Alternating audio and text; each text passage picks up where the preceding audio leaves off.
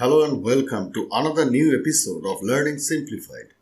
In our previous tutorial, we had learned about number filters, the date filters, and in the prior case, we had a glimpse at the uppercase filter, which can be used into our project as the default one. But now in this particular case, we will be looking for something else. This is for the first time. We will be building up our own or custom filter and we will be using it accordingly into our project. Stay tuned. Now without wasting any time, first of all, let's head for a definite message that will be displayed into our project, and that is why in our custom script JS, the very first thing that we are going to do, we will be now making usage of a message property. As we can see right over here that this is a definite property name, and against it we had used some kind of value in the earlier case. This is the value that we had used. Now we will be slightly modifying it. We will make them appear again. This is a separate variable declaration. This won't be needed. We will be now assigning some kind of value inside it, like for say the custom class.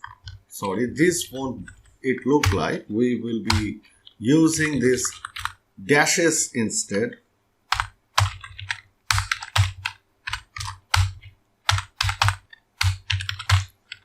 Now have a look into it, how we have represented our value. We have practically joined them using some kind of dashes. There's practically no space in between. Now if we wish to display it into our project, the very first thing that we need to do, we need to head back to our index.html, and here we will be now using the expression message. And now if we press Ctrl S and if we head back to our project, and we should see that the same value is being displayed right over here along with all the dashes within it. It is the same thing that we had created along with the message property name right over here. Now if we head back to index, now this is the part that I would like to emphasize upon. If we head back to index.html, and here for say, if we now make usage of a definite filter, something like strip dashes. So all we are going to do, we have already declared a filter by declaring this pipeline right over here, and next we had declared a filter name over here. But if we now press Ctrl S and if we head back to our project and reload, we can see that everything disappears. This is due to the fact that this individual filter name that we are using right over here is not in reality the default filter name being defined in AngularJS. This is a custom filter name that we are using. Now, in an order to make it usable along with the project we are working on, the first thing that we need to define it. That is why all we are going to do, we will be copying this filter name. Next, we will be heading back to our custom script JS, and here along with this .module section where we had created this module, here we will be making usage of another function which is known as filter. Now this individual function filter, it practically uses two definite parameters. The first one is the name of the filter. So we are practically creating the name here, and what will be the name? The exact same name that we had created right over here.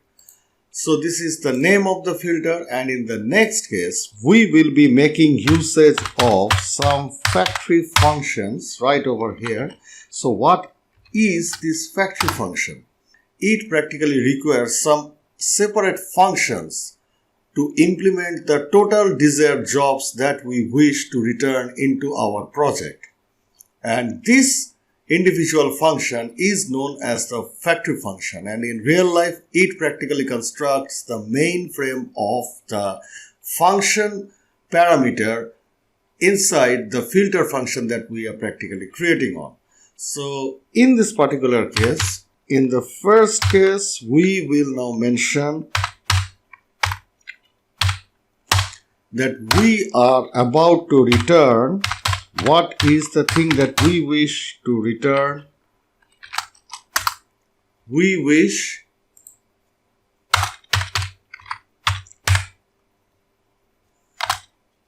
that a parameter text is being used along with it.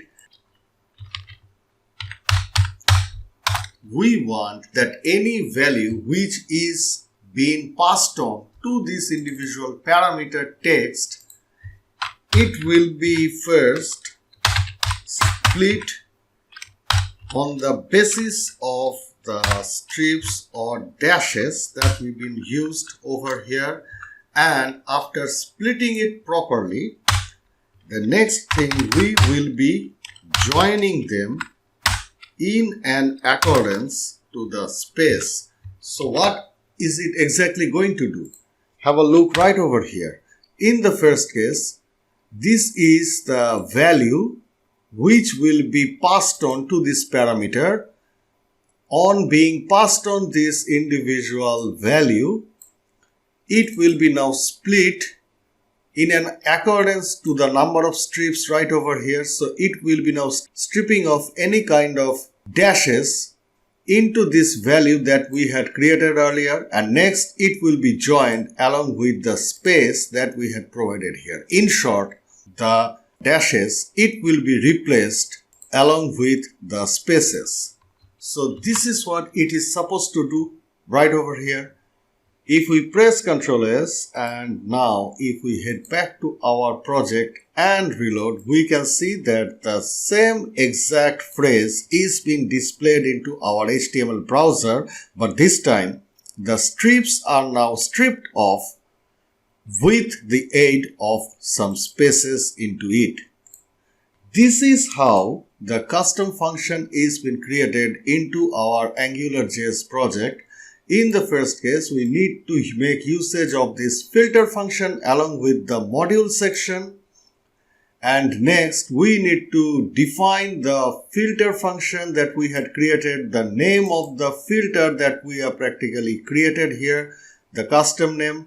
Next, it requires a definite set of factory functions which instructs the browser what to do next.